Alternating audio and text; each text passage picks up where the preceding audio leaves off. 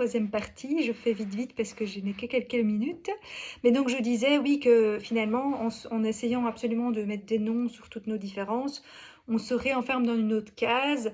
On ne veut pas appartenir à un tel type de système ou de définition, mais du coup on se redéfinit autrement et on se retrouve. Bon, tout le monde ne fait pas ça, mais du coup on peut se retrouver dans un autre type de communauté qui semble mieux nous correspondre, mais du coup de nouveau on se met en exclusion dans un groupe séparé.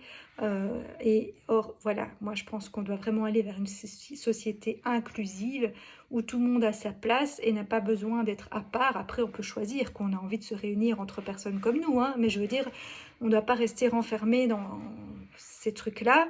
Et, mais c'est un passage qui est souvent obligé pour arriver à mettre des mots sur ce qu'on est, sur ce qu'on ressent, et que ben, ça fait du bien de se trouver avec d'autres personnes qui sont comme nous, qui nous comprennent, etc. etc.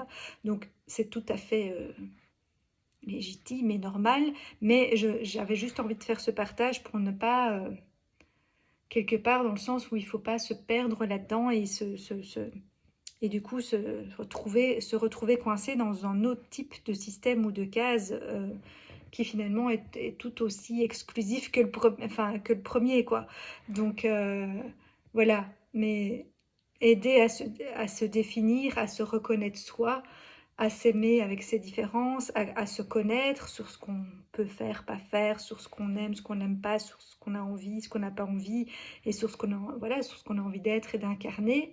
Euh, mais est-ce qu'on est vraiment obligé de mettre des mots dessus et de se mettre dans une case? Euh, je pense pas. Et je pense surtout que c'est une évolution normale de la société et que donc on n'est pas, enfin, on reste soit un homme, soit une femme, ou on reste un être humain, peu importe ses neuroatypies, son ressenti de genre, sa vision, son côté spirituel ou terre-à-terre, son côté, enfin, bref, que ce soit des différences mentales, physiques, physiologiques, neurologiques, dans de religion, de façon de penser, enfin tout ce qui peut exister. Pour moi, ça reste des différences qui sont légitimes parce on s'est divisé, justement parce qu'on vient incarner chacun quelque chose de différent, mais c'est de plus en plus flagrant maintenant puisque on s'étudie les uns les autres pour mieux comprendre toutes les parts, puisque chacun est une petite part de nous, en fait, un miroir d'une petite part de nous, de notre âme réunie, de la source, et ça nous aide, et de pouvoir mettre des mots sur les spécificités de chacun, ça nous aide à comprendre nos propres spécificités qui résonnent et qui vibrent avec ça.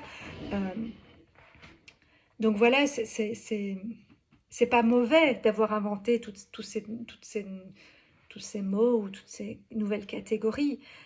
Mais ce que je voulais juste faire passer comme message, c'est qu'il ne faut pas trop s'identifier à ça non plus, en fait. Euh, c'est un outil, c'est un mot pour aider à définir et à pouvoir aussi être reconnu, déjà par soi-même, c'est le plus important, mais même être reconnu par la société pour les autres en tant que moi je me sens plus comme ci ou comme ça, et ça permet de mettre des mots pour expliquer aux autres comment on se ressent, et c'est important. Mais c'est juste qu'après, il ne faut pas rester collé à cette étiquette-là, quoi. Et, euh, et quelque part, par rapport aux identités de genre, d'accepter qu'on a... Bon, à part ceux qui réellement veulent faire une transformation physique parce que vraiment, ils ont l'impression qu'ils ne sont pas incarnés dans le bon corps, etc. Mais je veux dire, si c'est juste une question de ressenti, on n'a pas besoin de se dire